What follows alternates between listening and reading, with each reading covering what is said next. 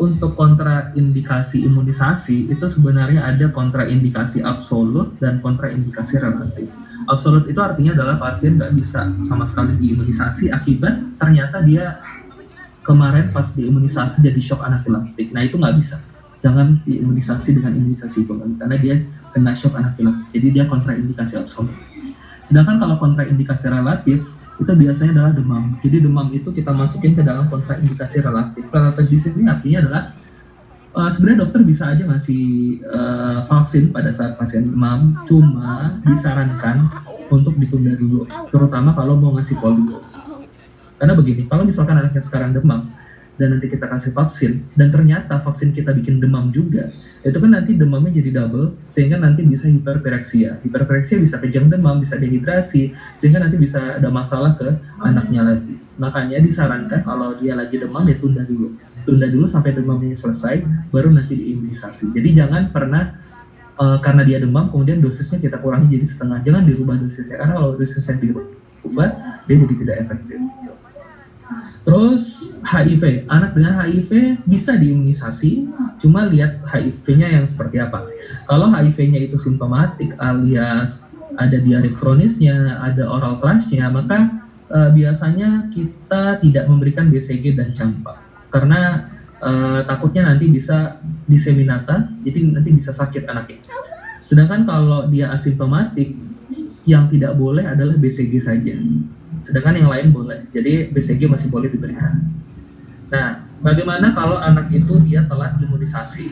Kalau telat imunisasi, maka lengkapi. Kalau dia telat Hep B, maka lengkapi saja Hep B-nya. Misal nih, usianya sekarang kan Hep B itu harusnya di usia 0, 2, 3, 4. Ternyata dia udah usia 3 bulan, tapi belum juga di Hep B.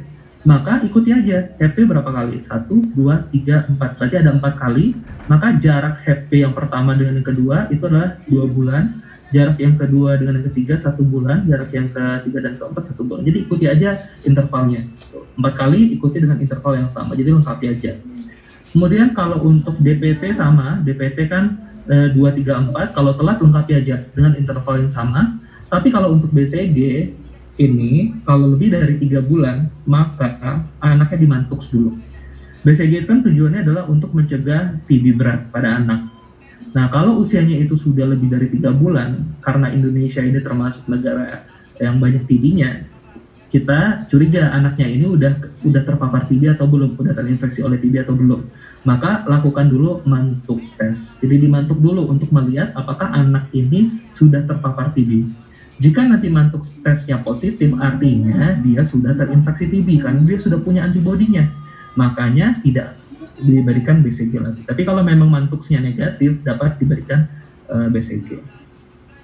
Kemudian kalau untuk campak, kalau campak ini rentang waktunya bisa 9-12 bulan. Jadi kalau misalkan 10 bulan belum campak, boleh dicampak. 11 bulan belum campak, boleh dicampak. Tapi kalau misalkan sudah lebih dari 12 bulan, maka nanti di MMR aja. Jadi nggak usah dicampak, kasih aja MMR. MMR itu measles, mumps, and rubella. Jadi ada campaknya juga di sana. Nah itu untuk imunisasi. Terus kalau untuk tumbuh kembang anak, tumbuh kembang itu kan biasanya kita nilai pakai milestone ya, milestone pertumbuhan. Ada Denver tuh biasanya Denver, ada motorik kasar, ada penilaian terhadap motorik halus, ada penilaian komunikasi sama sosial. Nah Denver itu kan banyak ya, banyak banget. Sehingga kalau mau dihafalin agak sulit. Nah di sini itu ditulis yang umum ditanya aja. Jadi biasanya yang umum ditanya itu adalah milestone pada 2 bulan, 4 bulan, 6 bulan, 9 bulan, 1 tahun. Nah sekarang tujuan tumbuh kembang itu pada 1 tahun adalah agar anaknya bisa berjalan. Jadi 1 tahun bisa jalan. Artinya di pertengahan tahun atau 6 bulan dia antara tidur dan berjalan. Kalau antara tidur sama berjalan tentu duduk. Jadi di usia 6 bulan kita harapkan anaknya itu bisa duduk tanpa dibantu. Sedangkan di usia 2 bulan ya pasti masih tidur-tiduran aja. Tapi pada 2 bulan ini anaknya sudah bisa angkat kepala. Jadi yang bisa diangkat tuh kepalanya aja. Nah itu 2 bulan. Nah kemudian antara 2 bulan dan 6 bulan anaknya masih bisa duduk tapi duduk dengan bantuan. Dan antara 6 dengan 1 tahun berarti antara duduk dengan berjalan anaknya sudah bisa berdiri. Jadi di usia 9 bulan bisa berdiri, di 1 tahun udah bisa jalan. Nah, nanti tambahannya adalah kalau untuk usia 6 bulan pada komunikasi anaknya bisa babbling. Babbling itu ngoceh tapi nggak jelas. Jadi anak itu babbling. Jadi usia 6 bulan dia bisa babbling. Usia 9 bulan dia bisa mengucap kata-kata sederhana. Jadi kayak dada, kayak mama. Nah, itu usia 9 bulan. Dan satu lagi di usia 9 bulan itu ada namanya pincer grasp. Pincer grasp itu artinya motorik halusnya udah berkembang.